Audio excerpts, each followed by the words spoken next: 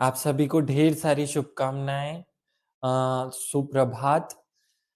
आप सभी का स्वागत है MPPSC target live batch.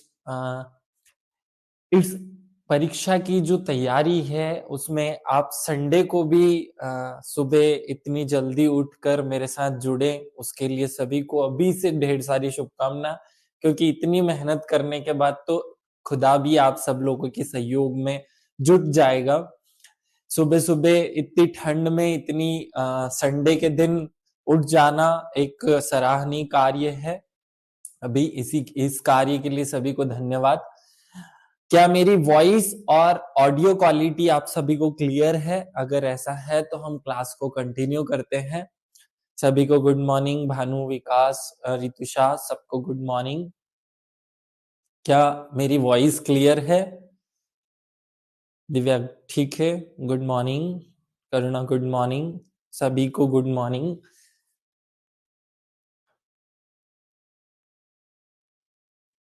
Devendra good morning. Poonam good morning. ठीक है, सभी को गुड मॉर्निंग। All clear. चलिए शुरू करते हैं। आज हम 2 दिन से क्लास नहीं ले पाए, उसके बाद में आज हम छठी यूनिट का जो महत्वपूर्ण एक टॉपिक है कृषि, उसके ऊपर बात करने वाले हैं। कृषि से रिलेटेड जितने भी डाटाज और जितनी भी बातें हैं महत्वपूर्ण जो करंट अफेयर्स में हुई, वो सब आज इस वीडियो में हम करने वाले हैं। चलिए शुरू करते हैं। सबसे पहले भगवान श्री गणेश को याद कर लिया जाए। भगवान श्री गणेश को याद करते हुए, श्री गणेशाय नमः बोलते हुए और मेरे शिक्षक सुरेश पटेल सर को याद करते हुए हम मूल प्रश्न पर आते हैं। एमपीपीएससी में 2-3 अलग अलग जगह पर, 2-3 अलग अलग प्लेसेस पर ये पॉइंट लिखा हुआ है। मध्य प्रदेश में हम भूगोल जब पढ़ते हैं वहां पर भी कृषि की बात की जाती है। जब हम 6th यूनिट पढ़ते हैं वहां भी कृषि की बात की जाती है। जब हम 7th यूनिट में पर्यावरण और कृषि पढ़ते हैं, आपदा प्रबंधन वाला जो हिस्सा है, वहां भी कृषि आ जाती है। जनजातियों के में भी कृषि के अलग अलग नाम है, वहां भी कृषि आ जाती है। बहुत अलग अलग प्लेसेस पे, मतलब 4-5 स्थानों पर ये कृषि का वर्णन जो है हमें मिलता है। इसलिए इसके जो अपडेटेड आंकड़े हैं, जो एकदम काम की बातें हैं, वो करना बहुत ज्यादा जरूरी है। 6th यूनिट स्टार्ट कर चुके हैं हम पहले ही। ये उसका 11वां लेक्चर है जिसमें हम 11वें टॉपिक में हम मध्य प्रदेश में जो टॉपिक एग्जाम में सिलेबस में लिखा हुआ है वो मैं आपके सामने लिखता हूं और उसका क्या अर्थ है उसे हम पहले समझते हैं। एग्जाम में सिलेबस जो दिया हुआ है, एग्जाम के लिए सिलेबस जो दिया है, वहां अपने हमारे सिलेबस में लिखा है मध्य प्रदेश में कृषि उद्योग एमएसएमई अवसंरचना या अधोसंरचना का विकास, ये हमें सिलेबस में दिया हुआ है। इससे पहले हमें स्वास्थ्य शिक्षा और एसडीजे वाला टॉपिक हम कर चुके हैं। यहाँ पॉइंट को बहुत अच्छे से फोकस करो। सिलेबस अगर आप छठी यूनिट का याद कर चुके हैं, मैं ये मान कर चल रहा हूं कि मेरे सारे स्टूडेंट पूरे सिलेबस को अच्छे से घोट चुके हैं, अच्छे से याद कर चुके हैं, रट चुके हैं। उसके बाद हम ये बात कर रहे हैं, अगर आप लोगों ने अभी तक भी इस सिलेबस को नहीं रटा है तो आप लोग रट लीजिए, बहुत अच्छे से इसके एक एक पॉइंट को याद कर लीजिए। सिलेबस में छठी यूनिट में एक पॉइंट हमें दिया हुआ है कि मध्य प्रदेश में कृषि उद्योग एमएसएमई और अधोसंरचना का विकास, ये पॉइंट हमें लिख करके दिया हुआ है। हो सकता है कि कोई पर्सन या कोई टीचर या कोई किताब या पब्लिशर इस टॉपिक में जो ये लिखा हुआ है कृषि, यहां पर कृषि क्या होती है ये पढ़ाने लगे या ये बता दे कि कौन कौन सी खेती होती है, कौन कौन सी समय पर बोई जाती है, रबी की फसल क्या है, खरीफ की फसल क्या है। मैं आपको एकदम क्लियरली बता दूं कि यहाँ शब्द ये 4 लिखे हुए हैं, कृषि उद्योग एमएसएमई और अधोसंरचना। इन चारों का विकास की बात की गई है। क्या लिखा हुआ है? का विकास, का डेवलपमेंट। तो कृषि का डेवलपमेंट कैसे पता चलता है? कृषि का विकास माने क्या होता है? कृषि का डेवलपमेंट जब शब्द हमसे पूछा जाता है तो उसका क्या अर्थ होता है? अगर मैं यहाँ केवल लिख दूं कृषि का विकास, तो हमें क्या लिखना होगा? क्योंकि कृषि शब्द तो मूल रूप से भूगोल जो विषय है उसकी अवधारणा है। वहां पर हम जब आर्थिक भूगोल पढ़ते हैं तो ये पढ़ा जाता है कि कृषि क्या होती है, रबी की फसल क्या होती है, खरीफ की फसल क्या होती है, किस समय कौन सी फसल बोनी चाहिए, किसमें कितनी सिंचाई करनी चाहिए, जो भी दुनिया भर की बातें, कौन सी मिट्टी विट्टी, ये सब चीजें वहां पढ़ी जाती है। कृषि का विकास शब्द का क्या अर्थ होता है?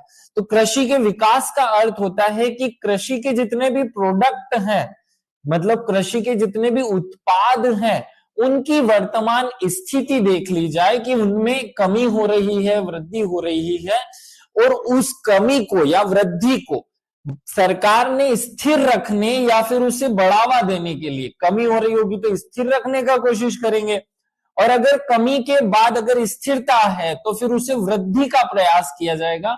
तो इस स्थिरता और वृद्धि के लिए हमने कौन कौन से प्रयास किए, प्रयास मतलब कौन कौन सी योजनाएं चलाई हैं। बहुत सिंपल सा इस टॉपिक का अर्थ है कि भाई कृषि का विकास में हमें शुद्ध रूप से कृषि के जो उत्पाद होते हैं, कृषि के उत्पाद में अनाज आते हैं, दालें आती हैं, तिलहन आते हैं, मोटे अनाज आ जाते हैं, फल आ जाते हैं, फूल आ जाते हैं, जितने भी प्रोडक्ट कृषि से पैदा होते हैं, उन सब के विकास या उन सब का उत्पादन क्या रहा, और उत्पादन को उतना करने के लिए हमने कौन कौन सी योजनाएं चलाई, ये इस टॉपिक के अंदर की विषय वस्तु बनती है।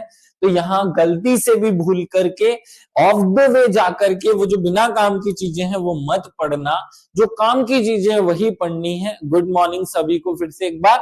तो हमें ये पॉइंट समझ में आए कि सिलेबस में ये जो दिया हुआ है, मध्य प्रदेश में कृषि उद्योग, एमएसएमई और अधोसंरचना का विकास, ये क्यों दिया हुआ है, मैं इतना क्यों समझाता हूं। एक प्रश्न उठता है कि यार सिलेबस शुरू होने के बाद आपने एक बार समझा दिया, आप यहीं पे फिर से एक बार समझा रहे हैं। मैं इसलिए आप सबको बार बार ये चीजें समझाता हूं कि जब तक हमें पूछा क्या जाएगा मध्य प्रदेश में कृषि, 4 पॉइंट लिखे, कृषि, उद्योग और एमएसएमई अधोसंरचना, इन चार का अधोसंरचना, इन चार के विकास की बात की गई है, अधोसंरचना का विकास। ये जब तक नहीं समझ में आएगा कि इस शब्द का क्या अर्थ है, मैं एग्जाम में क्या ही बैठूंगा, मैं क्या ही वहां पढ़ कर जाऊंगा, और मैं क्या ही वहां प्रेजेंटेशन दूंगा, क्या ही वहां पर प्रदर्शन करूंगा। इसलिए सबसे ज्यादा जरूरी, आप देखेंगे कि एग्जाम में सीधे सीधे प्रश्न उसके डाटा से पूछ लिए जाते हैं, कि ये पूछ लिया जाता है कि कौन सा जिला प्रथम है, कौन सा मध्य प्रदेश का स्थान है। वो पिछले 5 वर्षों की ट्रेंडिंग पूछ लेता है कि भाई पिछले 5 वर्षों में अनाज के उत्पादन में या गेहूं के उत्पादन में कमी हुई, वृद्धि हुई, कितने प्रतिशत वृद्धि हुई, इस तरीके के भी प्रश्न पूछ लेता है। तो वो सब पोर्शन आपको यहीं पर पढ़ना होता है कि कृषि का जो डाटा है, कृषि की जो चीजें अंदर की बातें हैं, कृषि के डेवलपमेंट के जो आंकड़े हैं वो हमें यहां पढ़ने होते हैं, कुछ छुपी हुई योजनाएं हमें यहां पढ़नी होती है। उम्मीद करता हूं कि इतना पॉइंट आपको समझ में आ गया होगा। पहला पॉइंट आप सबको क्लियर रहा होगा कि हमें कृषि के विकास इस टॉपिक में पढ़ना क्या है। हम इस टॉपिक को शुरू करें उससे पहले एक छोटी सी बात और मैं आपको बताना चाहता हूं। आजकल सिलेक्शन लेना उतना आसान नहीं हो गया है जितना आसान कुछ वर्षों पहले था, लेकिन ये जो भौतिक चीजें हैं या जो हमारी कंटेंट वाली चीजें हैं वो उतनी जल्दी से अपडेट नहीं हो पाती है। आज भी बहुत ही धड़ल्ले से या थोक में वही किताबें बिक रही है, वही नोट्स, वही चीजें बार बार मार्केट में बेचे जाते हैं। जैसे ही एमपीपीएससी का कोई एग्जाम आता है, अब देखेंगे 50 यूट्यूब चैनल या 50 टेलीग्राम चैनल पर 50 प्रकार की पीडीएफ फाइल्स रोटेट होने लगती हैं बार बार, और बहुत सारे कोचिंग संस्थान या कुछ लोग उन्हें जानबूझकर प्रमोट करते हैं, इसलिए कि उनका जो है वो एडवर्टाइजमेंट किया जा सके, जबकि वो वास्तव में उपयोगी नहीं होती है। यहाँ हर स्टूडेंट को समझना है कि जो कंटेंट मेरे काम का नहीं है, जो कंटेंट आज देखो काम का तो इस दुनिया में सब कुछ है। भगवान ने अगर पत्थर भी बनाया है तो वो भी मंदिर में रखकर पूजा जाएगा। भगवान ने अगर मिट्टी बनाई है तो वो भी किसान को खेती करने के काम में आती है। लेकिन एक स्टूडेंट को, अब यहाँ बहुत काम की बात मैं बता रहा हूं, उसे समझिए, इस दुनिया में ऐसी कोई चीज नहीं है जो काम की ना हो। एक स्टूडेंट के लिए कोई ऐसा ज्ञान नहीं है जो काम का ना हो। लेकिन अगर मैं किसी मेडिकल के स्टूडेंट को लंबाई नापना सिखाऊं, या किसी में इंजीनियरिंग के स्टूडेंट को दिल की धड़कन चेक करते सिखाऊं, तो दिल की धड़कन चेक करना तो बहुत अच्छी बात है, उसे आना चाहिए कि कितनी मिनट में कितनी देर कितनी बार दिल धड़कता है। लेकिन समस्या जन्म तब लेती है जब हमारे पास एक फिक्स समय होता है और हमें एक निश्चित सिलेबस को पढ़ना होता है। बहुत ध्यान से सुनिएगा आप सब लोग, जितने भी लोग मुझे अभी सुन रहे हैं, वो बहुत काम की बात है ये। ऐसा नहीं है कि कोई चीज काम की नहीं है, हर चीज काम की है। लेकिन मेरी परीक्षा में क्या काम का है ये तो मुझे डिसाइड करना होगा, ये कोई और डिसाइड नहीं कर सकता। कैसे भाई? दिल की धड़कन या हमारे शरीर में ब्लड का सर्कुलेशन या ब्लड प्रेशर या ये सब चीजें किसी डॉक्टर के लिए काम की होती है, किसी इंजीनियर या चार्टर्ड अकाउंटेंट के लिए काम की नहीं होती है। उसी प्रकार अकाउंट्स कितने प्रकार के होते हैं, इस बात का उपयोग किसी इंजीनियर को या किसी डॉक्टर को नहीं होता है। ध्यान से सुनना, बातें तो दोनों ही काम की हैं। शरीर का ब्लड प्रेशर कितना होना चाहिए, क्या होता है, नहीं होता, ये सब जनरल नॉलेज की बातें और सबके लिए काम की बात है। लेकिन जब किसी इंजीनियर की या किसी सीए स्टूडेंट की, चार्टर्ड अकाउंटेंट स्टूडेंट की एग्जाम हो और मैं उसे परोस दूं कि ले तू ये पढ़, काम की तो है, लेकिन इस बेचारे बच्चे का नुकसान कितना हो जाएगा इन बातों की वजह से। यहां जो समझाने की कोशिश कर रहा हूं बहुत ध्यान से समझना है, सूक्ष्म रूप से समझना है कि देखो बच्चों, ये जो मार्केट में कंटेंट दिया जा रहा है, कंटेंट परोसा जा रहा है, थोक में पीडीएफ्स अवेलेबल हैं, दुनिया भर की चीजें हमारे पास अवेलेबल हैं, ये सब काम का है।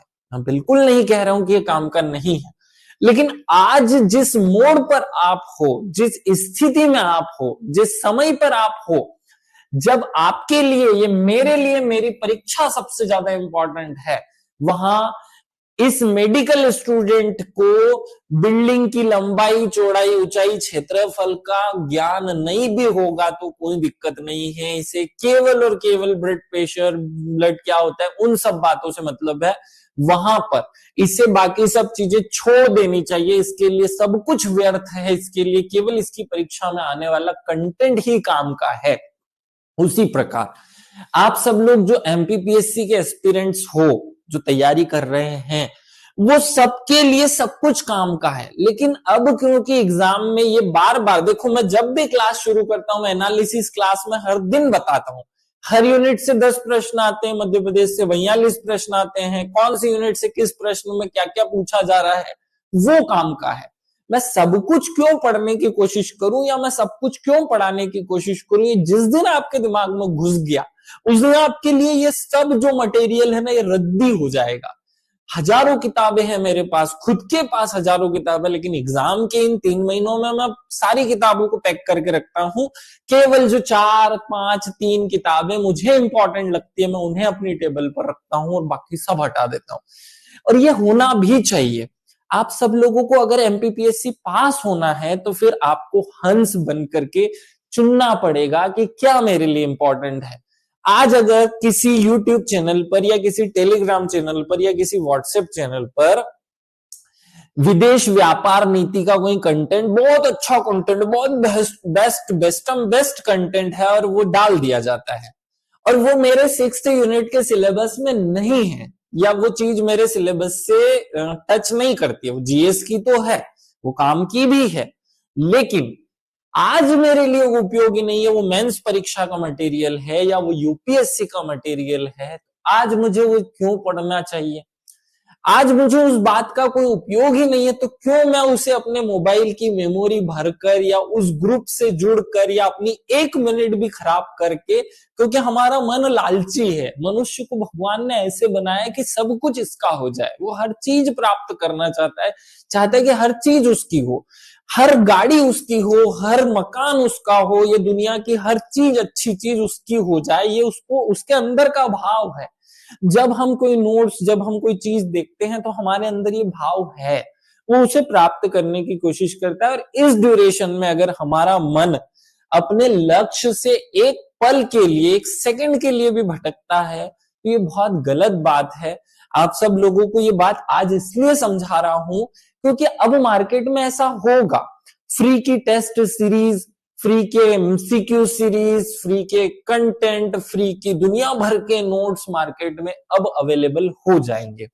उससे होगा क्या? क्या वो हमारे लिए काम का है? अगर नहीं है, हमें उस ग्रुप से ही लेफ्ट कर जाना है जिस ग्रुप में ये चीजें भेजी जाती है, जिस ग्रुप में ये अनावश्यक फालतू के कंटेंट हमें दिए जाते हैं। हमारा सिलेबस केवल 10 यूनिट का है और उन 10 यूनिट को अगर हमने अपनी कॉपी किताब अपने कंटेंट से पढ़ लिया है, आज हमें एक करंट अफेयर्स अपडेट करने के लिए केवल 1 यूनिट दी गई है, बाकी तो चीजें बहुत नॉर्मल हैं। तो हमें उन सब चीजों पर फोकस ना करते हुए केवल और केवल अपनी 10 यूनिट पर, एक एक वर्ड पर फोकस करना चाहिए। यहां समस्या सबसे बड़ी जो स्टूडेंट के साथ हो रही है वो ये है कि वो आता पढ़ाई करने के लिए है और पढ़ाई करता भी है, लेकिन वो पूरे जो टाइम ड्यूरेशन होता है पढ़ाई का, उसमें से आधा समय उन सब चीजों को पढ़ने में लगा देता है जो केवल दुनिया में एडवर्टाइजमेंट के लिए या दुनिया में फालतू के लिए स्प्रेड कर दी गई है, अपने आप को महान घोषित करने के लिए, अपने आप को किसी न किसी प्रकार से प्रेजेंट रखने के लिए भेजी जाती हैं। आज की तारीख में मुझे लगता है न्यूज़पेपर के बड़े बड़े आर्टिकल्स, जो कुछ काम की बातें होती है, नो डाउट पूरा न्यूज़पेपर काम का होता है, लेकिन हमारे लिए उसमें से केवल 2 या 3 काम की बातें होती है। ऐसी स्थिति में मैं 2 घंटे तक अगर न्यूज़पेपर पढ़ता हूं तो मुझसे महान मूर्ख इस दुनिया में कोई नहीं होगा। तो ऐसी सारी बातों पर विराम लगाना है जो हमारे समय के 1 सेकंड को, 1 पल को भी खराब कर सकती है। आपका एक एक मिनट, एक एक पल इंपॉर्टेंट है, वो केवल और केवल पीएससी को समर्पित हो। इसलिए ये सब बातें समझाई जाती हैं कि अगर आज भटके तो फिर कभी नहीं मंजिल पर पहुंच पाओगे।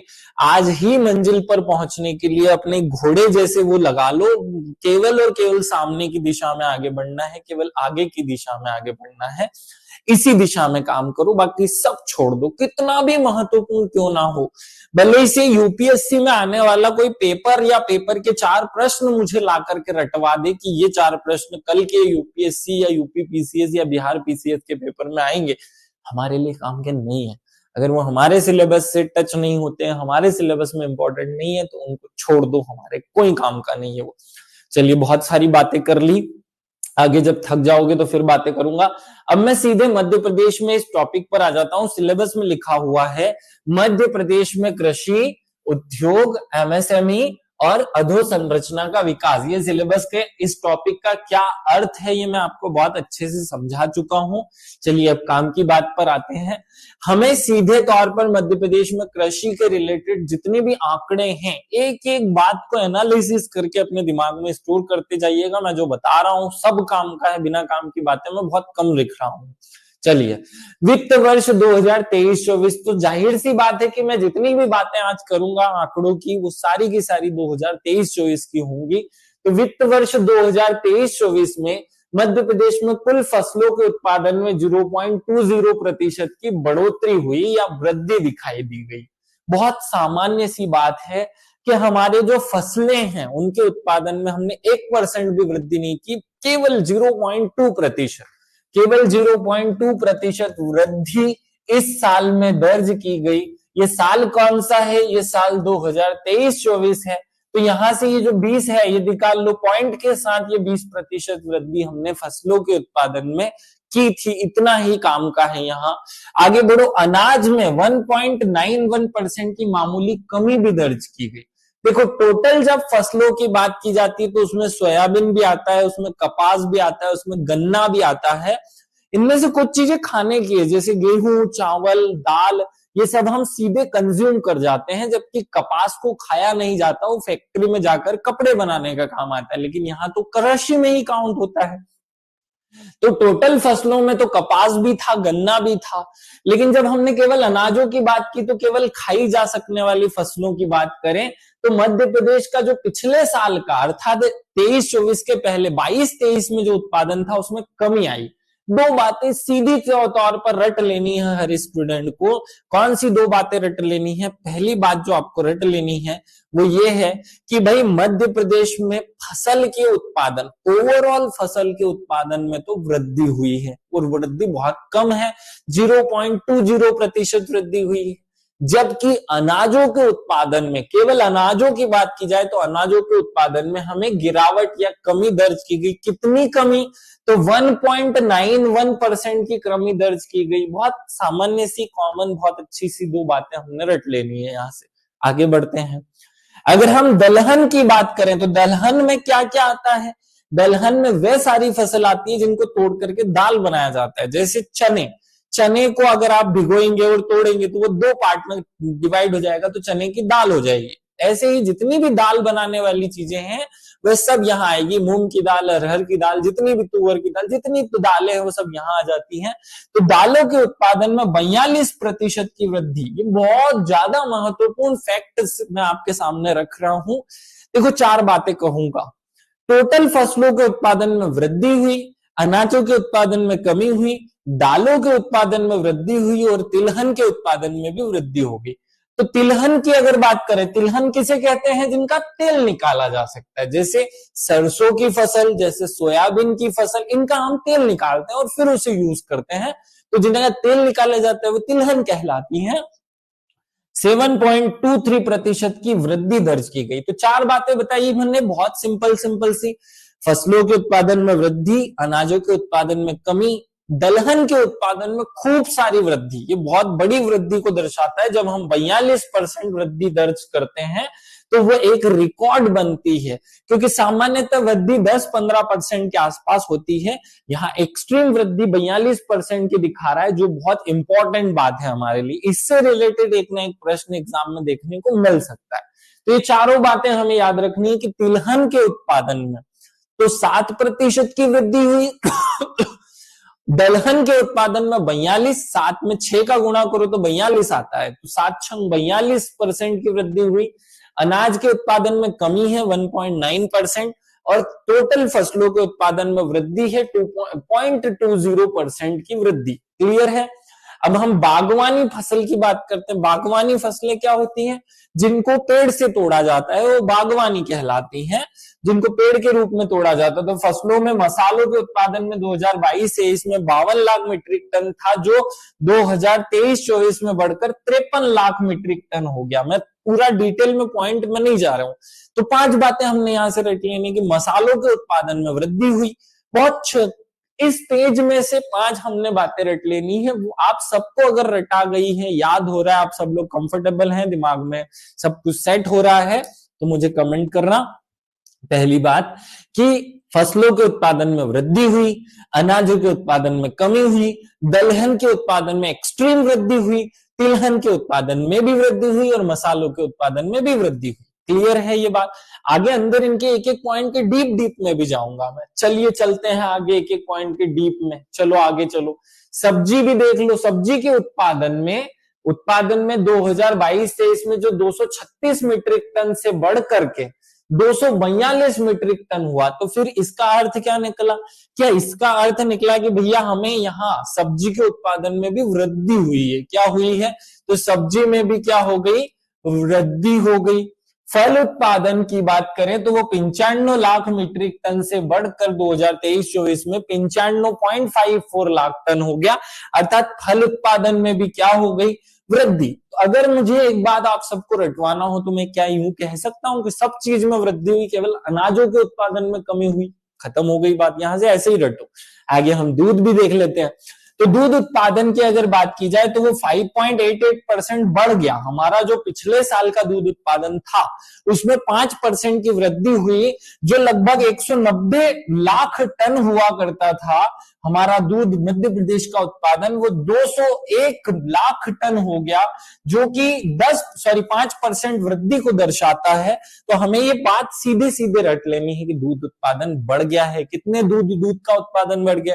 5 रुपए उसका प्राइस बढ़ गया, मतलब 5% दूध का उत्पादन बढ़ गया। सीधे तौर पर रटने की बात थी। अंडा उत्पादन की बात कर लेते हैं। अंडा उत्पादन 9.48 बढ़ करके इतने लाख अंडे हो गए। तो लाख अंडे से कोई मतलब नहीं है, केवल ये याद करो। देखो दो चीजें यहां से काम की हैं, टोटल उसका परसेंटेज ऑफ वृद्धि की, कितना प्रतिशत वृद्धि हमने दर्ज किया। पहली तो बात यह है कि वृद्धि की या कमी की, दूसरी बात यह है कि अगर वृद्धि की तो कितने प्रतिशत और कमी की तो कितने प्रतिशत। बस इससे ज्यादा ऐसा मत रट लेना कि टोटल सब्जी उत्पादन इतने मीट्रिक टन है, कोई काम का नहीं है। ये सब बातें नहीं रटनी है, वो इसलिए लिखा है ताकि आपको आधार मिले बातें करने का। अंडा उत्पादन 9.48%, मतलब 10 रुपए के आसपास बढ़ गया। तो अंडा खाना चाहिए क्या, तो मुझसे पूछोगे तो मैं बोलूंगा नो, क्योंकि मैं प्योर वेजिटेरियन हूं, अंडा भी नहीं खाता। तो मैं कहूंगा कि नो। तो फिर अंडा उत्पादन में कितनी वृद्धि हुई, तो 9% की वृद्धि हुई अंडा उत्पादन में। क्लियर है। अगर हम आगे बढ़े मांस उत्पादन की बात करें, तो मांस उत्पादन में भी 9% की वृद्धि हुई। तो अगर मैं अंडा ही नहीं खाता तो मांस की तो बात ही नहीं करूंगा। तो मांस उत्पादन की या मांस की बात करनी चाहिए क्या, तो फिर आंसर मिलेगा नो। तो ये वाला नो को मैं कन्वर्ट कर देता हूं ये वाले नो में, और मांस उत्पादन में भी कितनी वृद्धि हुई, 9%। अगर मुझे यहाँ एक ब्लैंक पेज मिल जाए तो मैं लिखूंगा कि भैया हमारे फसल उत्पादन में तो 0.20% की वृद्धि हुई है। हमारे अनाज उत्पादन में अगर देखा जाए तो अनाज उत्पादन में तो हमें 1.91% की कमी नजर आती है। लेकिन हमें दलहन और तिलहन पूरे अच्छे से याद रख लेनी है। दलहन और तिलहन, है ना, इसको याद रखना। दलहन और तिलहन इन दोनों में बहुत अच्छी से वृद्धि हुई, 7.32%, और यहाँ 42% की वृद्धि हमने दर्ज की है। ये चारों पहले पेज पर हमने देखी कुछ बातें थी। और अगर आगे बढ़ूं मैं, तो यहाँ हमें सब्जी उत्पादन भी याद रहे, सब्जी उत्पादन, फिर हमें फल उत्पादन याद रहे, फिर हमें दूध उत्पादन याद रहे, फिर हमें अंडा उत्पादन याद रहे, और मांस उत्पादन याद रहे। इन सब चीजों में हमने वृद्धि की है। अंडा हमने 9% वृद्धि की, मांस हमने 9% वृद्धि की, दूध हमने 5% वृद्धि की। इन दोनों में प्रतिशत वृद्धि मैंने नहीं बताई क्योंकि याद रखने की जरूरत भी नहीं है। तो हमें केवल यहाँ याद रखना है कि सब्जी उत्पादन में भी वृद्धि हुई, यहाँ पे भी वृद्धि हुई, क्योंकि ये वृद्धियां बहुत कम प्रतिशत में, इसलिए जब कम होता है वो प्रतिशत नहीं पूछा जाता। तो इतना ही रटना है। तो ये सब आपने रट लिया होगा, याद रख लिया होगा। अब मैं आगे बढ़ू इस स्टोरी से थोड़ा सा, और फिर एक एक अनाज की बात करूंगा कि गेहूं कितना, धान कितना, फिर चावल कितना, तो फिर तिल कितना, सोयाबीन कितना, सबकी बात करूंगा। इस वीडियो में हमने पूरी डाटे इसको क्लियर कर लेनी है, एक एक बात को रट लेना है, लेकिन इतना आपको याद होना चाहिए। चलिए आगे बढ़ते हैं। वित्त वर्ष 2023-24 के दौरान GSVA, अब ये एक नई टर्म आ गई, GSVA क्या होता है, तो बताता हूं क्या होता है। फसल क्षेत्र का योगदान वर्तमान कीमतों पर प्रचलित मूल्य में 9.10% और स्थिर कीमतों पर 1.8% था। पहले ये समझ लो कि GSVA क्या होता है, ये क्या समस्या है नवी। ठीक है, देखो हम जब भी अर्थव्यवस्था की बात करते हैं तो अर्थव्यवस्था में 3 क्षेत्र जोड़े जाते हैं। अर्थव्यवस्था में जब हम जीडीपी की बात करते हैं, जीडीपी सुना होगा आप सब लोगों ने, ग्रॉस डोमेस्टिक प्रोडक्ट। क्या होता है जीडीपी, माने ग्रॉस डोमेस्टिक प्रोडक्ट, मतलब सकल घरेलू उत्पाद की एक देश ने टोटल एक वर्ष में एक देश ने कितना पैदा किया, कितना पैसा कमाया या कितना पैसा पैदा कर लिया, इसे हम जीडीपी के माध्यम से कैलकुलेट करते हैं। और कैलकुलेट करने का हमने अपना खुद का तरीका या पूरे विश्व ने तरीका बनाया है। हम पहले 3 अलग अलग क्षेत्र देते हैं, प्राथमिक क्षेत्र, द्वितीय क्षेत्र और तृतीय क्षेत्र। ये 3 क्षेत्र बोले जाते हैं और फिर इन तीनों का अलग अलग परसेंटेज होता है। क्लियर है ये बात। इस प्राथमिक क्षेत्र की बात करें तो यहाँ कृषि आता है, यहाँ पशुपालन आता है, यहाँ मछली पालन, अंडा उत्पादन, यहाँ दूध उत्पादन, सब कुछ आता है। अगर उसमें से केवल कृषि की बात की जाए, केवल फसल की, देखो यहाँ तो प्राथमिक क्षेत्र में तो क्या आता है, जो खनन होता है वो भी आता है, जो खनन के साथ में हमें उत्खनन होता है वो भी आता है, फिर यहाँ तो जितने भी हमने कृषि से या जो जमीन से प्राथमिक क्षेत्र से रिलेटेड काम होते हैं वो सारे आते हैं, जैसे पशुपालन में दूध पैदा होना, अंडा पैदा होना, मांस का उत्पादन होना और अनाज का पैदा होना। तो ये अनाज की अगर बात करें, मतलब कृषि की बात की जा रही है शुद्ध रूप से, तो उसे हम कृषि क्षेत्र का योगदान कह देंगे जीडीपी में। ये तो आपको समझ में आता है। लेकिन अब यहां एक शब्द लिखा हुआ है जीएसवीए। ये क्या होता है? जी मतलब होता है ग्रॉस। क्या होता है? ग्रॉस। एस माने स्टेट होता है, स्टेट माने राज्य। अगर हम देश की बात करेंगे तो वहां कोई शब्द नहीं लगाएंगे, लेकिन जब हम देश में मध्य प्रदेश की बात करेंगे तो फिर स्टेट कहेंगे। तो वैल्यू, वी माने क्या होता है? वैल्यू। वैल्यू, ए फॉर होता है एडिशन। क्या होता है? एडिशन। इस शब्द को समझो, ग्रॉस स्टेट वैल्यू एडिशन मतलब हमारे मध्य प्रदेश का जो टोटल हिस्सा है जीडीपी का, उसमें कृषि कितना वैल्यू एड करता है, कितनी हिस्सेदारी निभाता है, उसे हम कहेंगे जीएसवीए। अगर इसे मैं कह दूं कि प्राथमिक क्षेत्र कितना हिस्सा निभाता है, तो वो बड़ी बात हो गई, उसमें खनन, उत्खनन, मांस, अंडा फंडा सब आता है। अगर मैं केवल कह दूं कृषि, तो कृषि का मतलब केवल अनाज, जो फसल जो पैदा हो रही है, गन्ना, कपास, ये जो चीजें पैदा हो रही है, गेहूं, चावल, उनका जो वैल्यू है साल भर में हमारा, उसे हम कहेंगे टोटल जीडीपी में कृषि का हिस्सा। उसे कैसे प्रेजेंट करेंगे? जीएसवीए में। देखो देश के लिए ये शब्द जीवीए होता है। क्या होता है? जीवीए। जीवीए माने ग्रॉस वैल्यू एडिशन। यहां हम कहेंगे जीएसवीए, क्योंकि मध्य प्रदेश की बात हो रही है ना, देश की बात नहीं हो रही है, तो इसमें स्टेट लगना जरूरी है। जीएसवीए मतलब समझ में आया होगा आप लोगों को। अब इस पॉइंट पर आ जाओ। 2023-24 के दौरान जीएसवीए में फसल क्षेत्र समझ गए, केवल अनाज और जो फसलें हैं, गेहूं, गन्ना, कपास, इनके पैदा होने से जो पैसा मिला, उससे हमारी जीडीपी में कितने रुपए ऐड हुआ? उससे हमारी जीडीपी में 9.10 रुपए ऐड हुआ, जिसे हमने प्रचलित कीमत पर देखा। समझ आ गया होगा। और अगर इसे 2011-12 की स्थिर कीमत पर देखा जाए तो ये 1 रुपए 84 पैसे हुआ। ध्यान से सुनना, इसका अर्थ मैं अब सामान्य भाषा में बता देता हूं। मतलब अगर मध्य प्रदेश सरकार के पास पूरे साल भर में 100 रुपए आए, तो उस 100 रुपए में से 9.10 रुपए उसके पास आते हैं। किस बात से? उसके पास कृषि और फसलों के जो बिक्री होती है या फसलों से जो पैदावार होती है, वहां से उसके पास 9.10 रुपए आते हैं। इसे हम कहेंगे जीएसवीए। क्लियर कट समझ में आ जाना चाहिए। तो ये दो चीजों पर निकाला जाता है, एक प्रचलित कीमतों पर, तो याद रखना जो ज्यादा होता है वो प्रचलित कीमतों पर होता है। स्थिर कीमतें मतलब किसी एक पिछले साल से तुलना करके हमें जब बात की जाती है तो उसे स्थिर कीमत कहते हैं। तो स्थिर कीमत जब हम देखते हैं तो अभी स्थिर कीमत का आधार वर्ष 2011-12 है। इसका मतलब हमारा उस आधार वर्ष के आधार पर देखें तो केवल 1.84 रुपया कृषि या उसके उत्पादन से हमें मिलता है। क्लियरली समझ में आया होगा।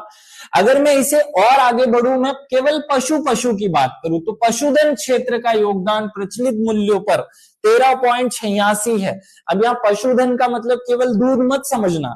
पशुधन का मतलब पशु में जितनी चीजें हो सकती हैं, जैसे मांस हो सकता है, जैसे चमड़ा हो सकता है, जैसे हड्डियों को बेचने से हो सकता है, जैसे हमारे जो अंडा है उसको बेचने से हो सकता है, वो सारा इसी में आता है। मतलब पशुधन में वो सब कुछ चीजें आ जाती है। तो उससे मध्य प्रदेश को 13.86 रुपए प्राप्त हुआ।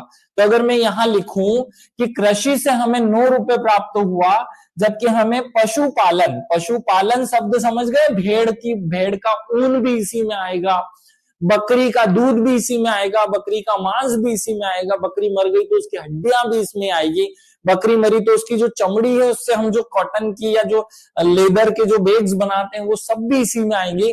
तो उस पशुपालन से हमें 13 रुपए प्राप्त हुआ। राउंड फिगर में ये याद रख लो, पूरा एक एक वर्ड रटने की जरूरत नहीं है।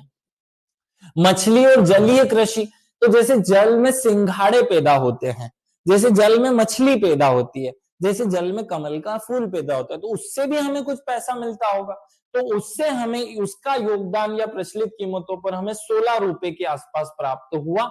ये तीनों बातें आपको रटी हुई होनी चाहिए, वर्ड टू वर्ड हमें बात याद रखनी है। क्या ये इतना बेसिक सा पॉइंट आप सबको क्लियर हो गया?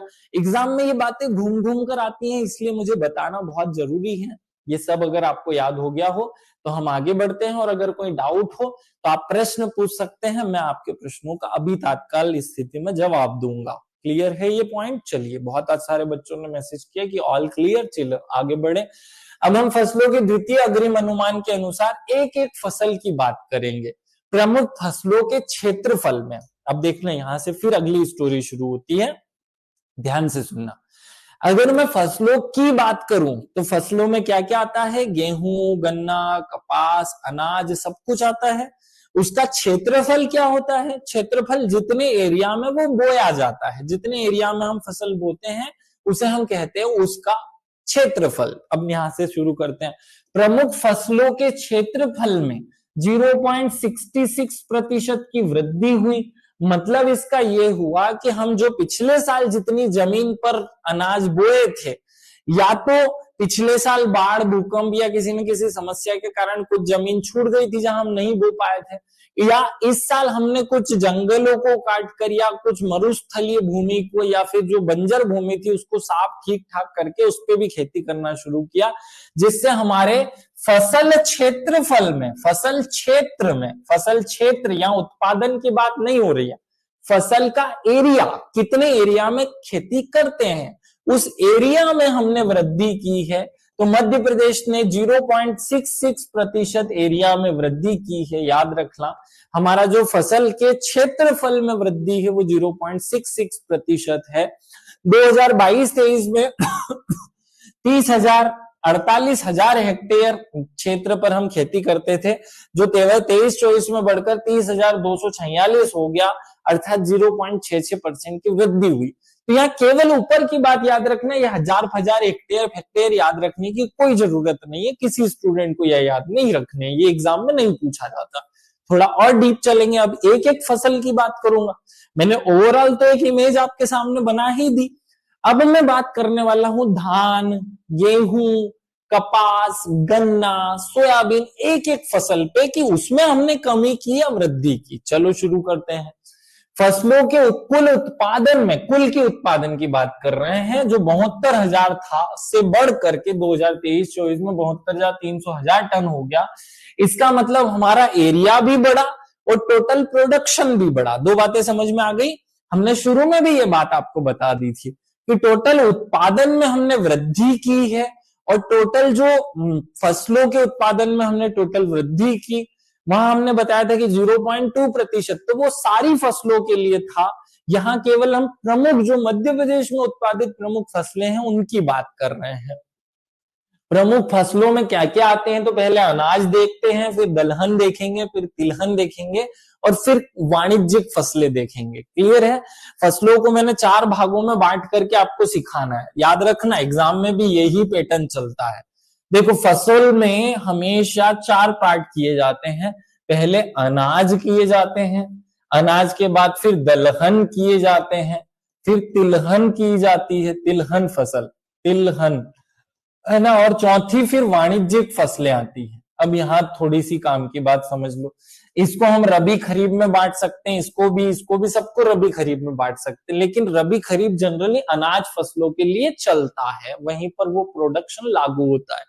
चलो, तो यहाँ आओ, पहले धान की बात करें। अब मैं केवल धान, जो चावल होता है, राइस होता है, उसकी बात करने वाला हूं, धान की बात करने वाला। कुल मिल, चलो चावल धान पे हमने क्या रहा, मध्य प्रदेश का स्टेटस, मध्य प्रदेश में कितना एरिया, कितना टोटल प्रोडक्शन रहा, कम हुआ, ज्यादा हुआ, सब बातें यहां से शुरू करते हैं। तो अब एक एक फसल की शुरुआत की जा रही है। अपने कान खोलो और दिमाग को ये बातें रटवाना शुरू करो।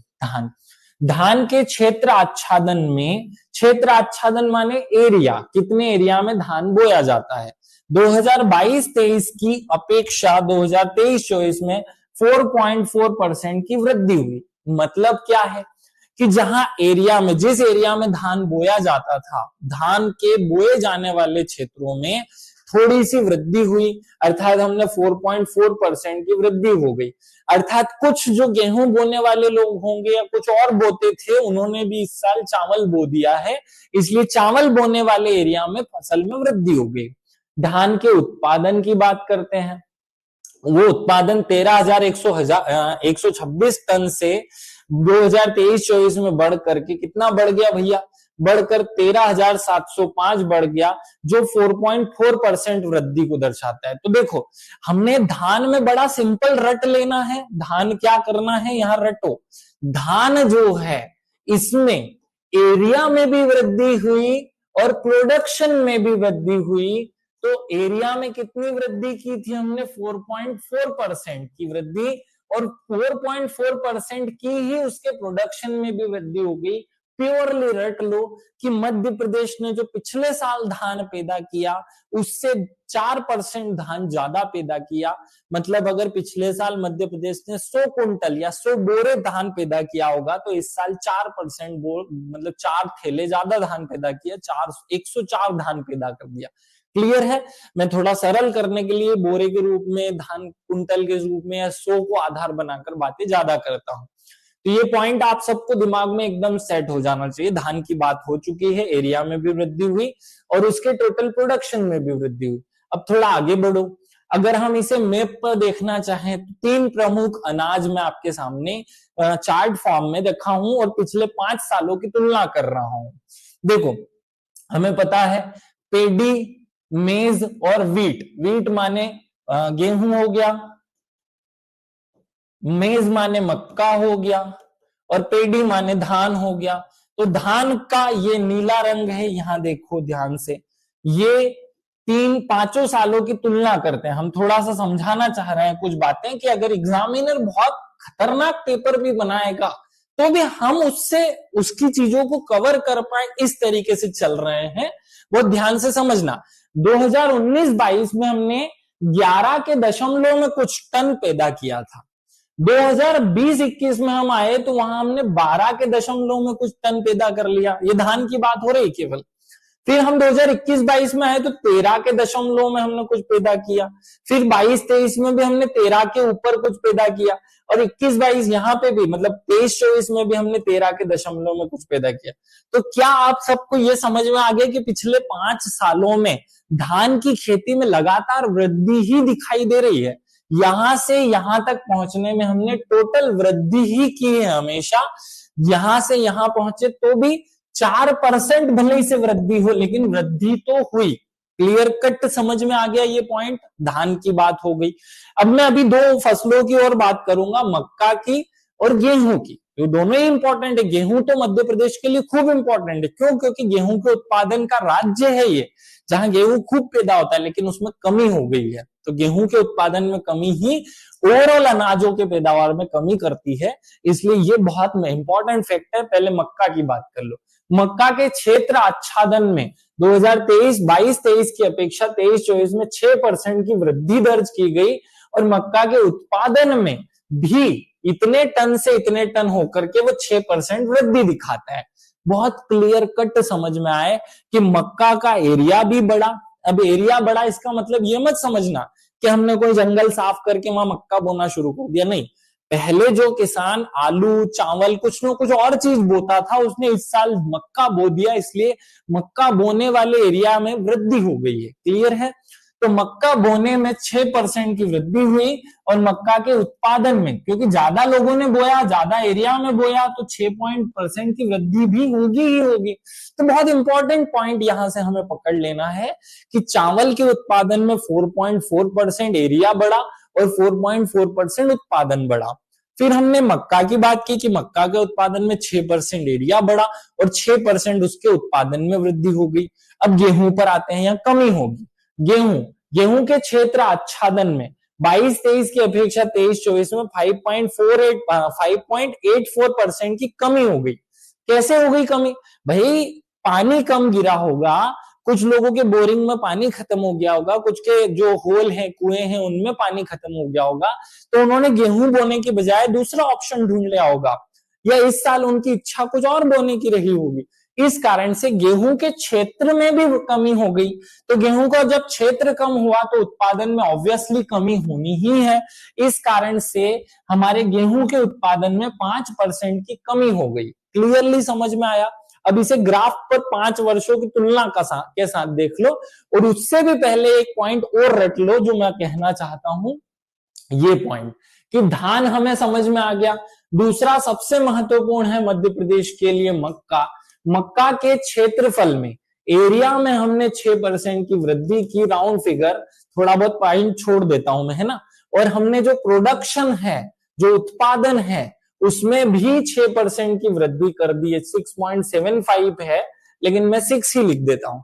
और तीसरा गेहूं की अगर बात करें हम, तो गेहूं के उत्पादन में हमने, एरिया में हमने 5% की कमी कर दी थी, इसलिए जो गेहूं का उत्पादन है वो भी 5% कम हो गया। तो यहां कमी है और बाकी सब जगह वृद्धि और वृद्धि ही है। क्लियर है? केवल गेहूं एक ऐसी चीज रही जिसमें कमी नजर आती है और बाकी सब जगह हमें वृद्धि वृद्धि नजर आती है। अब इसे हम 5 वर्षों की एकदम कंपैरिजन फॉर्मेट में करते हैं। देखो यहां चावल बड़ा कम था, फिर चावल बढ़ा, फिर चावल धान बढ़ा और बढ़ते ही गया। मतलब पिछले 5 सालों में धान की जो ओवरऑल खेती है उसमें हमें वृद्धि नजर आ रही है। क्लियरली ये एक बात समझ में आई। अब हम आते हैं दूसरी चीज मक्का पे। मक्का माने मेज। तो यहां जो पैदा होता था उससे आप थोड़ा सा कंपैरिजन करोगे तो वृद्धि दिखेगी, जरा सा, मतलब वो बराबर ही है, एकदम इक्वल है। फिर और थोड़ा आगे बढ़ोगे तो थोड़ा वृद्धि होगा, फिर यहाँ कमी हो जाती है, मतलब, और फिर आगे आओगे तो यहाँ वृद्धि हो जाती है। बहुत दिमाग को सेट करो कि मक्का का उत्पादन पहले 2-3 साल तक बढ़ा और फिर इस साल, पिछले साल कम हुआ और इस साल फिर बढ़ गया है।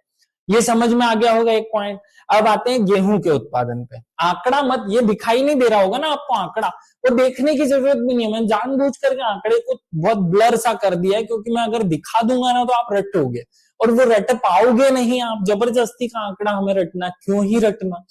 देखो गेहूं का उत्पादन यहाँ 37 था, कम हो गया 35, मतलब इस साल से इस साल में कमी आ गई भैया, तो ये थोड़ा सा कम हुआ। फिर यहाँ आओ 34 और कम हो गया, फिर यहाँ आओ थोड़ा सा और कम हो गया, और यहाँ तो 32 हो गया। इसका ये मतलब है कि पिछले 5 सालों में गेहूं का उत्पादन लगातार गिर रहा है। क्या बोला हमने?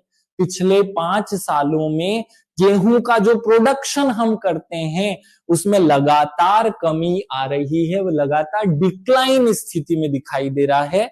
अपने दिमाग को एक बहुत अच्छे स्टूडेंट जैसा ये सब बातें घोट करके पिला दो, हर बात एग्जाम में काम की है भाई। बहुत इंपॉर्टेंट बातें मैं आपको सामने रख रहा हूं। क्लियरली मेंशन हो गया ये। चलो आगे बढ़ते हैं। हमने 3 प्रमुख फसलों की बात कर ली, गेहूं हो गया, मक्का हो गया और धान हो गया। क्लियर है? चलो आगे बढ़े। अब हम दाल पर आते हैं, दालों पर आते हैं। दाल के उत्पादन की बात कर रहे हैं तो कुल दलहन फसलों के क्षेत्रफल में 2022 की 23 की तुलना में 31% वृद्धि हुई। इसका मतलब क्या है कि मध्य प्रदेश के जितने एरिया में दाल बोई जाती थी, दाल में सारी दाल शामिल है भैया, याद रखना। चने की दाल, अरहर की दाल, मूंग की दाल, तुअर की दाल, ये 4 प्रमुख दाल शामिल हैं उसमें। और भी दाल हो सकते हैं लेकिन मध्य प्रदेश में ये 4 पैदा होती है। ठीक है, मसूर की दाल तो कुछ और दाल तो सब दाल होती है, लेकिन हमारे यहाँ ये 4 ज्यादा पैदा होती है। तो दलहन फसलों के उत्पादन में 42% वृद्धि हुई, जो बहुत एक्सट्रीम कंडीशन को दर्शाता है। देखो ध्यान से सुनो तो कितना मजेदार बात है कि भाई दाल जो मध्य प्रदेश पैदा, देखो हमारे यहाँ दाल की बहुत बड़ी समस्या थी। आपको मैं अगर पुरानी बातें याद दिलाऊं तो अटल बिहारी वाजपेयी जब 1999 और 2000 में भारत के प्रधानमंत्री बने तो दाल के रेट 100 रुपए से 200 रुपए हो गए, और इस चक्कर में सरकार गिर गई थी। टमाटर, दाल और प्याज के रेट बढ़ जाने से सरकारें गिर जाती थी। हम अफगानिस्तान से दाल खरीद करके भारत में लाते थे। इसलिए मध्य प्रदेश ने बेड़ा उठाया कि नहीं, हम दाल वाल नहीं खरीदेंगे, ये बहुत दिमाग खराब करता है।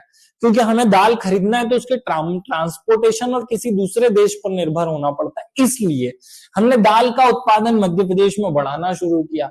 और अब देखो हमारा मध्य प्रदेश का उत्पादन जो है वो पिछले साल की तुलना में 42% बढ़ गया। अब अगर कोई सेंसेक्स वाला भी व्यक्ति बैठा होता तो उसको समझ में आता है कि इस साल दाल वाले शेयर नहीं खरीदने, क्योंकि दाल का भाव बढ़ेगा नहीं, क्योंकि बहुत पैदा हुआ है तो भाव स्थिर रहेगा, भाव कम भी नहीं होगा। क्यों? क्योंकि बहुत पैदा हो गया हमारे यहाँ, जितना होना चाहिए उससे 1.5 गुना, मतलब लगभग 150% के आसपास है ना। तो 42% वृद्धि हुई, रट लेना, ये बात याद हो जाएगी सबको। अब इसे मैं ग्राफ पर दिखाऊं, ग्राफ पर दिखाओ। 5 प्रमुख दालें मैं आपके सामने रख रहा हूं, 6 दाल है। अरहर की दाल, चने की दाल, उड़द की दाल, मूंग की दाल, मसूर की दाल, मटर की दाल और टोटल दाल। ठीक है, तो पहले टोटल दालों पर देख लो। दाल के टोटल प्रोडक्शन में मजा आएगा आपको। ये टोटल शब्द है, तो जहां केसरिया रंग है उसे देखना है, ये लास्ट वाला पैराग्राफ। देखो यहां हमारा दाल टोटल पैदा होता था 47.84, कितना? 47 2019-20 में, जो 2020-21 में चला गया 62। भाई 47 पैदा करते थे, जो 62 हो गया, लाख टन में है ये सब चीजें, है ना। फिर यहां कमी दिख रही है, 46 हो गया। फिर यहां देखो 53 हो गया, 53, और यहां फिर देखो 76 हो गया। एकदम बहुत झन्नाटेदार इस फैक्ट को समझ लो, क्योंकि यहां से एग्जामिनर, मुझे उम्मीद है, मुझे आशा है कि अगर वो ढंग से पेपर बनाने बैठा ना, शिद्दत से उसने प्रश्न अगर उसने डालने की कोशिश की, इसमें से एक प्रश्न वो जरूर डालेगा इस पूरे डाटा में से, और वो प्रश्न आपका कभी गलत नहीं होगा। मैं इस स्तर पर जाकर के आपको समझाने की कोशिश कर रहा हूं।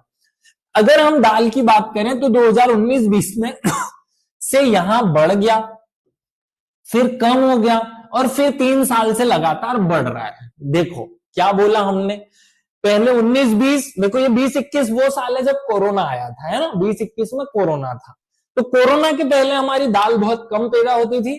फिर जब कोरोना में दाल के भाव बढ़े, क्योंकि दाल हम पैदा नहीं करते थे, तो दाल पर प्रोडक्शन में वृद्धि हो गई। क्लियर है? चलो बहुत बढ़िया।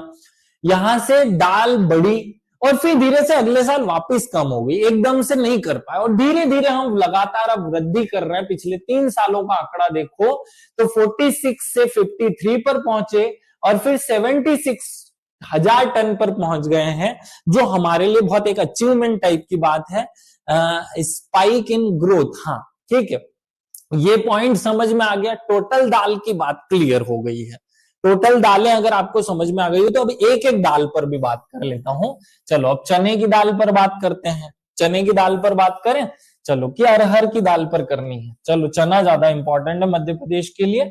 मध्य प्रदेश चना उत्पादन में प्रथम स्थान पर टाइप का है, इसलिए याद रख लो। तो ये चना जो है येलो कलर का है। कैसा है?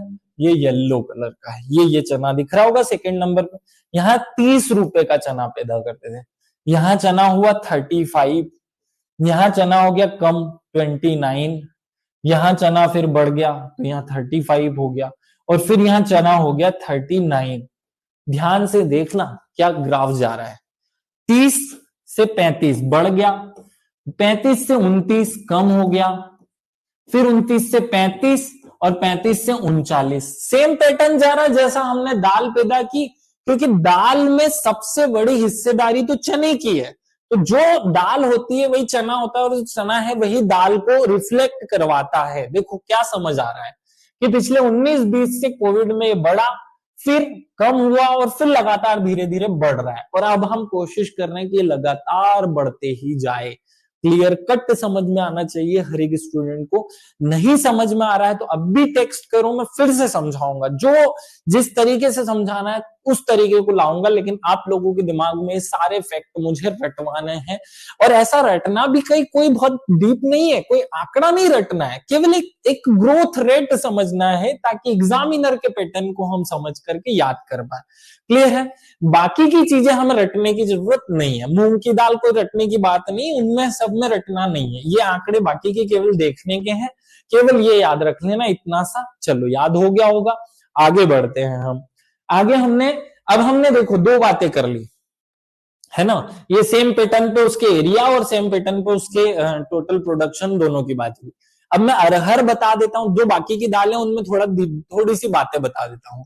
अरहर की दाल, अरहर या तुअर कह दो इसको, अरहर या तुअर के क्षेत्रफल में 2023-24 में ये कमी दिख रही है 6.63%। लेकिन यहां बहुत अजीब और इंटरेस्टिंग फैक्ट है कि एक ही ऐसी फसल है जिसका एरिया कम हो गया लेकिन प्रोडक्शन बढ़ गया। देखो क्या बात है। लेकिन क्षेत्रफल में इतना हजार था जो इतना हो गया, मतलब 166,000 हेक्टेयर में बोते थे 150,000 हेक्टेयर हो गया। लेकिन क्षेत्रफल में कमी होने के बाद भी इसके टोटल प्रोडक्शन में 17% की वृद्धि दिख रही है, जो बहुत अजीब गरीब बात है। देखो हर फसल में तो क्या हो रहा है, बहुत इंपॉर्टेंट फैक्ट है, यहां से प्रश्न बनने के 200% चांस बनते हैं अगर एग्जामिनर सोच समझकर शांति से पेपर बनाए तो, कि भाई एरिया बढ़ता है तो फसल का प्रोडक्शन बढ़ता है, एरिया कम होता है तो फसल का प्रोडक्शन कम होता है। अरहर के सेगमेंट में तो ये सिद्धांत ही फेल हो जाता है कि भैया अगर हमारा अरहर का एरिया कम हो गया, अरहर का एरिया कम हुआ था तो फिर प्रोडक्शन गिर जाना चाहिए था, लेकिन इसके प्रोडक्शन में 17% की वृद्धि हो गई, तो बहुत अजीब गरीब बात है, इसलिए ये प्रश्न बनने के चांस है। क्लियर है? चलो क्या रीजन रहा होगा, तो मध्य प्रदेश शासन ने या तो नया कोई बीज की वेराइटी ला दी होगी, या हमने कुछ ऐसा खाद वाद कुछ न कुछ ऐसा कुछ सीन क्रिएट किया होगा जिससे प्रोडक्शन बढ़ गया। क्लियर है? चलो आगे बढ़ते हैं। सेम पैटर्न चने में समझ लो। चने के क्षेत्रफल में 2022-23 से वृद्धि हुई है। जो चना बोया जाता था, तो कुछ लोगों ने गेहूं की बजाय चना सिलेक्ट कर लिया होगा इस साल, इसलिए चना पैदा किया उन्होंने। तो चना का जो एरिया है उसमें 11% की वृद्धि हमने दर्ज की। क्षेत्रफल में इतनी परसेंट की वृद्धि होने के बाद चने के वृद्धि या उत्पादन में हमें कितनी वृद्धि दिखाई देती है वो देख लो। तो 11% एरिया बढ़ा तो 11% प्रोडक्शन बढ़ा। बहुत काम की बात है कि चना का 11% एरिया इंक्रीज हुआ था, इसलिए प्रोडक्शन तो बढ़ना ही था, तो प्रोडक्शन भी लगभग 11% बढ़ गया, जो बहुत काम का हमें रट लेना है। क्लियरली समझ में आ जाए। सर ज्यादा डाला अरहर में, क्या पता नहीं क्या है। चलो ये पॉइंट समझ में आ जाना, ये बहुत काम की बात है जो मैं अभी आपके सामने प्रेजेंट कर रहा हूं, इनको इग्नोर मत करना, थोड़ी थोड़ी सी बता रहा हूं लेकिन काम की। उड़द की दाल देख लो। उड़द की दाल के क्षेत्रफल में पिछले साल की तुलना में 34% की कमी हुई, जिससे परिणाम स्वरूप उत्पादन भी गिर गया। तो भैया उड़द तो थी, उड़ गई हमारे यहाँ, अब नहीं होती वो पैदा, मतलब कम हो गई हमारे यहाँ। तो दालों में अगर किसी एक चीज की बात की जाए तो केवल उड़द की दाल में कमी आई, बाकी सब दालें ठीक ठाक है। मूंग की दाल की बात करो तो मूंग के क्षेत्रफल में 9% की वृद्धि हुई, जिससे उत्पादन में 10% बढ़ गया। क्लियर है? बहुत सामान्य सी बात है। और मसूर की देख लो, मसूर के क्षेत्रफल में 5% की वृद्धि हुई, जिससे प्रोडक्शन में 5% की वृद्धि हो गई। अब देखो एक को ब्लैंक पेज पे दिखो, दाल कितनी है भाई, तो दाल में मूल रूप से 5 प्रकार की दालों की बात करते हैं और एक टोटल हम बात करते हैं। टोटल जो दाल है उसके प्रोडक्शन में भैया हमें पता है कि दाल का प्रोडक्शन इस साल 42% बढ़ गया, उसमें वृद्धि हो गई। ठीक है, अब दालों में जो 5 दालें हैं उनमें पहले देख लो चना, फिर देख लो उड़द, फिर देख लो मूंग, फिर चौथे नंबर पे मसूर देख लो, और ये एक हमने पढ़ी उड़द, मसूर, मूंग, चना और अरहर। ये अरहर दिक्कत कर रहा था ना, 5वां में अरहर भूल गया था। अरहर अगर मैं इनको ओवरऑल बताना चाहूं, आंकड़ा ना रटना हो मुझे, तो उड़द की दाल में कमी है, बाकी सब जगह वृद्धि है। ये रट लो पहले तो, कि हमने मूंग की दाल के उत्पादन में, मसूर की दाल के उत्पादन में और दुनिया भर की सारी दालों के उत्पादन में वृद्धि की। ठीक है, अब एक स्पेशल बात की, अरहर की दाल में तो इतना गजब काम हुआ कि हमारा एरिया जो है वो कम हुआ, लेकिन फिर भी प्रोडक्शन जो है वो 17% बढ़ गया। अगर यहां मुझसे पूछ लिया जाए कि सर्वाधिक परसेंटेज वृद्धि किस दाल में हमने की, तो वो उड़द की दाल में हमने, या उड़द की दाल में कमी है, परसेंटेज के हिसाब से हमने गिरावट है। ठीक है, ये पॉइंट याद रख लेना कि परसेंटेज गिरावट उड़द में बहुत ज्यादा है, 34%, मतलब 100 कुंटल पैदा करते थे तो इस साल 66 ही की, कम हो गई, वो परसेंटेज कमी की बात हो गई। और अगर वृद्धि की बात की जाए तो टोटल जो चना है, चना के बाद ये अरहर है, सॉरी अरहर में सब सर्वाधिक वृद्धि है। देखो यहाँ 17% वृद्धि है, चने में 11% वृद्धि है, और मूंग में हमने 10% वृद्धि है, मसूर में 5% वृद्धि है। अब एग्जामिनर देखो अगर तार्किक प्रश्न बनाना हो तो मध्य प्रदेश में किस दाल में सर्वाधिक उत्पादन वृद्धि दिखाई देती है, प्रश्न यहां बनेगा तो अरहर की दाल में प्रतिशत वृद्धि सर्वाधिक दिखाई देती है। ये एक बहुत महत्वपूर्ण प्रश्न बनना चाहिए या एग्जाम में पूछा जाना चाहिए। क्लियर है? चलो आगे बढ़े। अब हम आते हैं, एक पॉइंट रट लेते हैं, मटर। ये थोड़ा काम का था इसलिए मैंने डाल दिया, वैसे ऐसी चीजें नहीं डालता हूं मैं, लेकिन अजीब गरीब कुछ हो जाए वृद्धि तो हमें वो पढ़ लेना चाहिए। अब देखो मटर में क्या हुआ। मटर के, विशेष रूप से मटर के क्षेत्रफल में 111% की वृद्धि। मतलब समझ रहे हो 111% किसको कहते हैं? मतलब पहले अगर इतने एरिया में पैदा होती थी उससे सीधे डबल से भी ज्यादा 111% की उल्लेखनीय वृद्धि हुई, जिससे उत्पादन में 112% की वृद्धि हो गई। बहुत ही मतलब इस बात को रट लो कि सबसे ज्यादा हमारे, मटर को भी दाल में काउंट किया जाता है, ये याद रखना। मटर जो है उसे अनाज फसल, देखो कौन 4 वैरायटी की फसल है, अनाज, दलहन, तिलहन और वाणिज्यिक फसल। तो मटर को दाल वाली फसल में काउंट किया जाता है। कौन सी फसल में काउंट किया जाता है? दलहन फसल में काउंट किया जाता है। तो अब ये जो मटर है उसमें दलहन फसल है, तो फिर अभी चीजें चेंज हो गई। मटर के उत्पादन में हमने 112% की वृद्धि की, जो एक्सट्रीम है।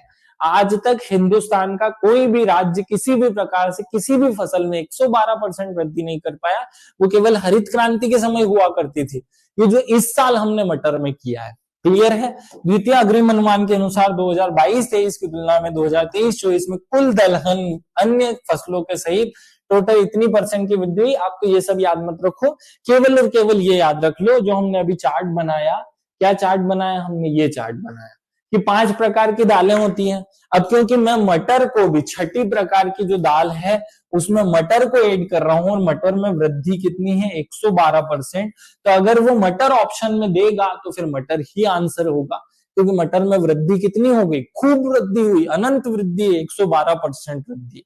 लेकिन फिर भी मटर अभी 160 रुपए किलो मिल रहा है, जो बहुत बुरी स्थिति को दर्शाता है। चलो आगे बढ़े। मतलब हमारे यहाँ मैनेजमेंट बिल्कुल नहीं है इन सब चीजों का। जिसमें वृद्धि होती है उसके भाव बढ़ते हैं, जबकि जनरली नहीं बढ़ने चाहिए। जो ज्यादा पैदा हो रहा है उसके भाव कम होने चाहिए थे, लेकिन कम नहीं होते हैं, ज्यादा बढ़ जाते हैं। क्लियर है? चलो अब हमने 2 बातें कर ली। अनाज की फसलों में 3 फसलें की, चना, गेहूं और मक्का, सॉरी गेहूं, धान और मक्का। फिर हमने दलहन में 5 फसलें और मटर ऐड कर दिया, 6 फसलों की बात कर ली। पहले हमने चने की बात की, अरहर की बात की, उड़द की बात की, मसूर और मूंग के साथ साथ मटर की बात कर ली। अब हम आते हैं तिलहन की फसल। तिलहन की फसल किसे कहते हैं? जिसे हम घानी में डाल करके तेल निकालेंगे और उस तेल से सब्जी बघारेंगे, सब्जी को फ्राई करेंगे, या जो तेल के रूप में हमें यूज होगा दिया जलाने के लिए, उस तेल की बात करेंगे। वो तिलहन फसल में आती है। तिलहन में हमें केवल 2 फसलें पढ़नी है, एक सरसों की फसल, एक सोयाबीन की फसल, क्योंकि यही हम ज्यादातर पैदा करते हैं। देखो तिलहन फसल 2022-23 की तुलना में 23-24 की तिलहनी फसलों के क्षेत्रफल में 4% की वृद्धि हुई, और कुल तिलहन फसलों के उत्पादन में 2023-24 की तुलना में 7% की वृद्धि हो गई। समझ आ गए कि टोटल तिलहन फसलों के एरिया में हमने 4% की वृद्धि की, लेकिन प्रोडक्शन में 7% की वृद्धि की। बहुत अच्छे से इस पॉइंट को रट लो। चलो बहुत अच्छी बात है दिव्या, आपका मैसेज मिल गया कि बहुत क्लियर है। सरसों की बात करो भाई, क्योंकि मध्य प्रदेश के उत्तरी हिस्से में सरसों और मालवा हिस्से में सोयाबीन, ये 2 प्रमुख तिलहन फसलें मध्य प्रदेश में होती है। 2023-24 में पिछले वर्ष की तुलना में सरसों के क्षेत्राच्छादन में 10% की वृद्धि की जाने की अपेक्षा थी, जिससे पिछले वर्ष इतना उत्पादन से इतना बढ़ गया और उत्पादन में हमें वृद्धि दिखाई देती है। क्लियर है? टोटल सरसों की बात करो तो 10% इंक्रीज हो गई। क्लियर है? आगे बढ़ो। इसी में एक पॉइंट सोयाबीन देख लो। ये तो पूछ ही लिया था एग्जामिनर, यही तो प्रश्न पूछ रहा है कि कितना प्रोडक्शन, कितना बढ़ गया, कितना कम हो गया, ऐसे ही प्रश्न पूछ रहा है ना वो यहां से। सोयाबीन के क्षेत्र आच्छादन में 2022-23 की अपेक्षा 23-24 में 1.76% की वृद्धि हुई। क्लियर है। क्षेत्र पिछले साल इतना टोटल पैदा हुआ था, उत्पादन में हमने 5.42% की वृद्धि दर्ज की। तो सोयाबीन में दो बातें रटो, एरिया बढ़ा हमारा कितना सोयाबीन का 1.76%, जबकि प्रोडक्शन बढ़ा कितना, प्रोडक्शन बढ़ा 5%। ठीक है। और दूसरा सरसों हमने रट लिया, एरिया बढ़ा कितना, एरिया बढ़ा 10% और प्रोडक्शन भी बढ़ गया 10%। क्लियर है। ये दो बातें रट ली, तो मैप पर इसको दिखा देता हूं। चलो मैप में देख लो। देखो यहां सोयाबीन काम का है ना, ये येलो येलो जो दिखाई दे रहा है, येलो सोयाबीन है और ये मस्टर्ड माने मसूर है, सॉरी सरसों है। क्लियर है। तो ये येलो वाले चार्ट पर देखना, 19-20 में हमारा प्रोडक्शन था 3856। क्लियर है। फिर ये देखो कोविड के टाइम पर कम हो जाता है, 33 हो जाता है। मैं इसको पूरा ना लिखूं, 38 था जो 33 हो गया। क्लियर है। तो यहां छपा किताबों में कि मध्य प्रदेश टोटल सोयाबीन के प्रोडक्शन में दूसरे स्थान पर है, क्योंकि हम महाराष्ट्र से पीछे छूट गए। अब देखो यहां के बाद में ये 33 था, यहां 53 हो गया, यहां 63 हो गया और यहां 66 हो गया। समझो, यहां से यहां तो कमी हो रही है। क्या हो रहा है, ये कम हो रहा है। लेकिन यहां के बाद हमने जो उड़ान भरना शुरू किया, तो यहां से हमारा टोटल प्रोडक्शन पिछले 4 सालों से लगातार बढ़ रहा है। क्लियर है। 38 से 33 कम हुआ और फिर हमने जो धनाधन वृद्धि करना शुरू किया कि 33 से फिर 53 पहुंचे, 53 से 63 पहुंचे, 63 से 66 पहुंच गए। तो हमारा वर्तमान प्रोडक्शन पिछले साल की तुलना में ये 63 से 66 को अगर देखें तो 5% वृद्धि दिखाता है। क्लियर है। ये सोयाबीन की बात हो गई।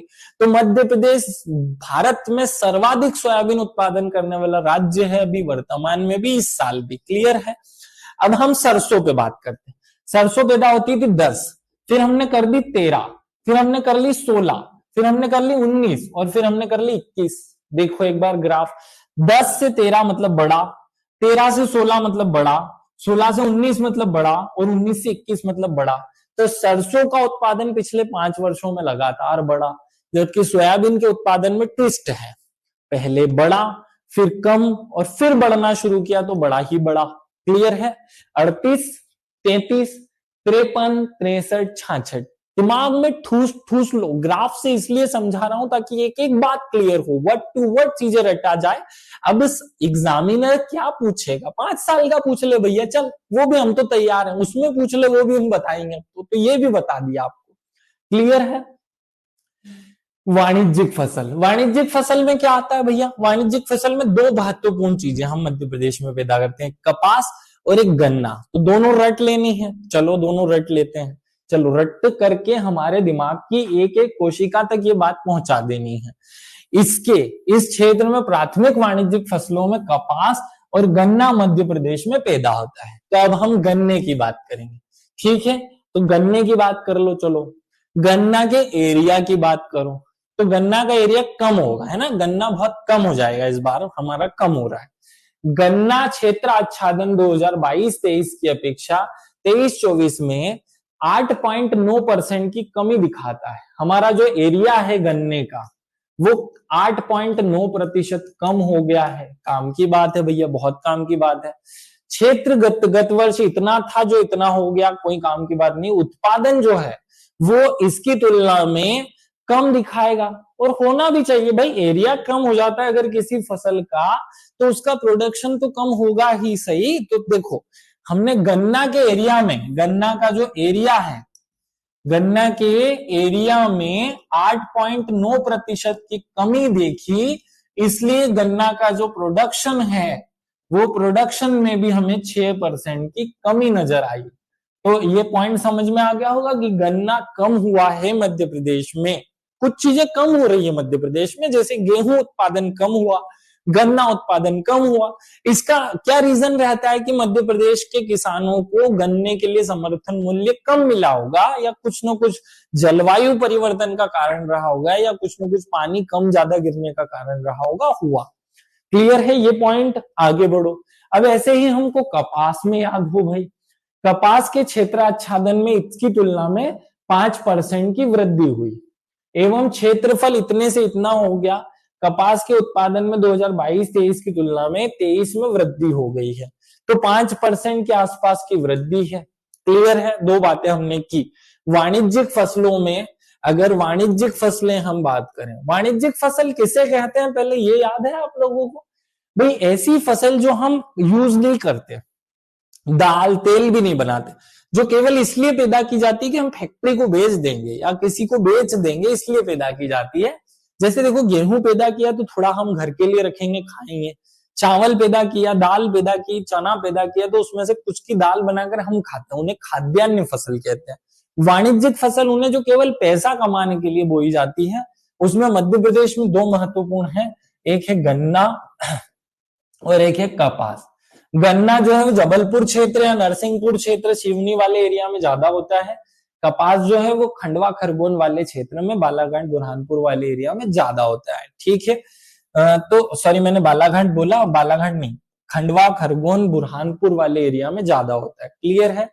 अब गन्ने की बात करो तो गन्ने का जो क्षेत्र है, एरिया है, वो 9.8% या 8.9% कम हो गया, 8.9% कम हो गया था। इसलिए जो प्रोडक्शन था, जो टोटल उत्पादन था, वो हमारा 6% कम हो गया। ठीक है, कपास का जो एरिया है वो हमने 5% बढ़ा दिया, इसलिए टोटल प्रोडक्शन भी 5% बढ़ गया। ये दोनों बातें रट लो। क्लियर है? आगे बढ़ो। चलो यहां से हम आगे चलते हैं, थोड़ा मैप पर इस बात को समझ लेते हैं। शुगर केन, ये हरा हरा जो है ना गन्ना है। ठीक है, ये वाला जो है ग्रीन ग्रीन दिखाई दे रहा है, ये क्या है? गन्ना। ठीक है, तो ये 7 था, 74 यहां पर आए तो कम हो गया 54। देखो कमी 65, फिर 78 और फिर 73। देखो इसमें पूरा उतार चढ़ाव आपको दिखाई दे रहा होगा। 74 से 54, 54 से 65, 65 से 78 यहां पर आया, थोड़ा बढ़ा और फिर कम हो गया। इसका मतलब पूरा जिगजैग कार्यक्रम चल रहा है, कभी बढ़ता है कभी घटता है, कभी बढ़ता है कभी घटता है, ऐसा चल रहा है कार्यक्रम। बड़ा घटा, बड़ा बड़ा और फिर घटा। क्लियर है? खत्म। चलो अब ये जो ब्लू वाला पार्ट दिखाई दे रहा है, ब्लू जो है वो कॉटन है। ये जो दिखाई दे रहा है ना कॉटन है। कॉटन 83 था, 87 हो गया, 79 हो गया, 89 हो गया और 91 हो गया। देखो इस कोविड में ये कम हो गया, 70 सॉरी इस कोविड में ये बढ़ गया, 83 से 87 हो गया, लेकिन इसके बाद एक साल फिर कम हो गया, ये 79 हो गया और फिर यहां से लगातार बढ़ना बढ़ना शुरू हुआ, तो अब 91 तक पहुंच गए। याद रख लोगे? इन सब बातों को मेरे पास रटवाने का कोई दूसरा तरीका नहीं था, इसलिए मैप लाए और मैप पे आपको सब चीजें बताई जा रही हैं। क्लियरली इन सबको अपने दिमाग में सेट कर लेना। मध्य प्रदेश की सारी फसल खत्म, टंटा ही खत्म कर दिया हमने, इतना ही पैदा होता है भैया मध्य प्रदेश में। अब हम बात करेंगे अंडे की, दूध की, मांस की, इन सब की बात करेंगे, मछली उत्पादन की, लेकिन फसल वाला चैप्टर जो है उसमें क्लियरली यहां तक कहानी खत्म हो जाती है। अब एक साथ पूरे आंकड़े अगर मैं आपको बताना चाहूं तो मुझे कहां कहां कमी नजर आती है? मुझे कमी नजर आती है सबसे ज्यादा तो गन्ने में। गन्ना कम हुआ, ग से गन्ना और ग से गेहूं, दोनों एक साथ रट लो भैया कि गन्ने में कमी है, गेहूं में कमी है। और एक पेज पर अगर मैं फैक्चुअल डाटा लिख लूं कि कहां कमी कहां वृद्धि, तो सब क्लियर होगा, किसी को कोई दिक्कत नहीं होगी। तो अब आपसे ही आशा करता हूं कि आप एक ही पेपर पर, एक पेपर लोगे और वहां फसलों के नाम लिखोगे। जैसे अनाज में 3 फसलें, गेहूं, मक्का और धान, फिर दाल में 5 दाल, फिर तिल में 2 तिल, सरसों और सोयाबीन, और फिर नीचे अगले वाले स्टेप में आओगे और क्या लिखोगे? वाणिज्यिक फसल, उसमें 2 गन्ना और कपास, और सब में कमी या वृद्धि, कमी या वृद्धि, बस इतना एक एक वर्ड में लिख लो। परीक्षा में प्रश्न गलत नहीं हो सकता आपका। ठीक है, ये पॉइंट अगर क्लियरली मेंशन हो गया हो तो अब हम योजनाएं पढ़ेंगे। अभी योजनाओं पे थोड़ा सा मैं विराम लेता हूं। आप सब लोगों को 5-10 मिनट के लिए एक विराम दिया जाता है। फिर से मिलते हैं 10 मिनट के ब्रेक के बाद। 10 मिनट में आप फिर से रेडी होकर के यहीं मिलिएगा मुझे। अगर इतना पढ़ लेने के बाद भी हमें कोई शक है अपने आप पे, तो फिर आप लोग मुझसे विशेष रूप से मिल लो भैया। जिनको भी दिक्कत है कि भैया अब भी मुझे लगता है डर, उस डर की तो फिर मैं बताता हूं कि कौन सा डर। टेंशन मत लो, मैं खड़ा हूं। जो मैं पढ़ा रहा हूं उतना आप पढ़ लो, गलत नहीं हो सकती चीजें। कंटेंट पूरा रेडी, जो एकदम कंटेंट आपके सामने रखा है पूरा परफेक्ट, एक भी आंकड़ा, एक भी परसेंट कहीं गलती नहीं है, ना फैक्चुअल में, ना टाइपिंग में, ना किसी भी प्रकार की। बिना टेंशन के सब कुछ रट सकते हो। चलिए, थैंक यू, धन्यवाद, जय हिंद, जय भारत। 10 मिनट में फिर से मिलते हैं। जय भारत।